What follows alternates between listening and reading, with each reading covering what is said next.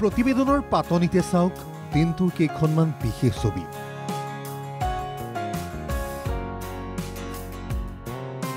এই ছবি সচেতনতাৰ, এই ছবি কৰ্তব্যপৰায়ণতা, দায়িত্ববোধৰ।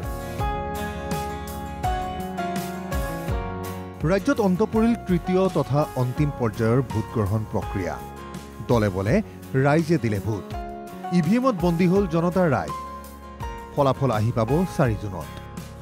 এই সমগ্ৰ প্ৰক্ৰিয়াৰ মাজতে দিনটোত দেখিবলৈ পোৱা গ'ল বহুকেইটা মন পৰশা দৃশ্য, বহুকেইটা ভাৱৰ উদ্ভাৱন কৰিব পৰা দৃশ্য। হাতৰ আঙুলিত ভোটদান সাব্যস্তৰ চিন লৈ এইজন গুৱাহাটী মহানগৰৰ গীতানগৰৰ বাসিন্দা চিন্ময়জ্যোতি ডেকা। গীতানগৰ হাইস্কুলৰ অন্যান্য ভোটাৰসকলৰ তুলনাত পৃথক তেওঁৰ পোছাক পৰিচ্ছদ। কাৰণ মাত্ৰ 4টা দিন পূৰ্বে পিতৃক হেৰুৱাইছিল এইজন লোকে। অধিকাৰ সাব্যস্তৰ বাবে সকলো পৰিহৰি আহি পালে এইদৰে।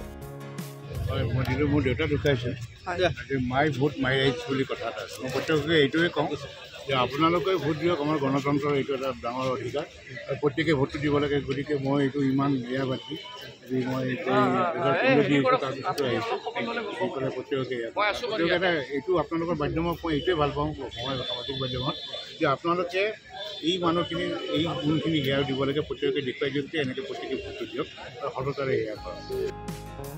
একেধৰণেই আহিল বঙৰাৰ এইজন ভোটাৰ, হেৰুৱালে পিতৃক, তথাপি সাব্যস্ত কৰিছে অধিকাৰ।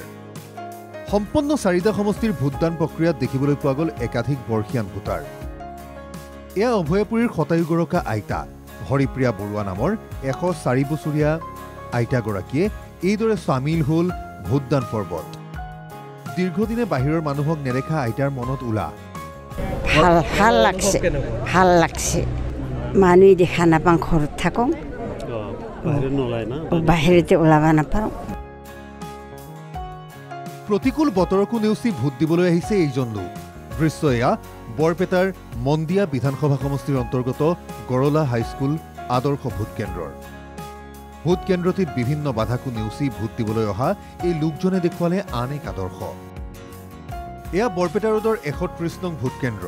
হুইলচেয়াৰত বহি ভোট দিবলৈ আহিল এই লোকজন।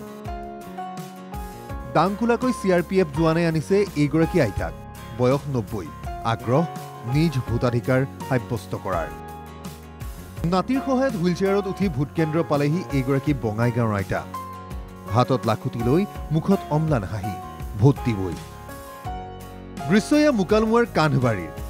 নিজ দায়িত্ব আৰু কৰ্তব্য বুজি ভোট দিবলৈ আহিল এই দম্পতি। বয়সে অতিক্ৰম কৰিলে 90ৰ ঘৰ। এয়া মাত্ৰ কেইটামান উদাহৰণ।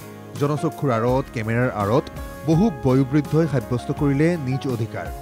সমাজখনক দিলে নতুন চিন্তা, দিলে বাৰ্তা সমাজ সচেতনতাৰ। Bureau report NKTV+।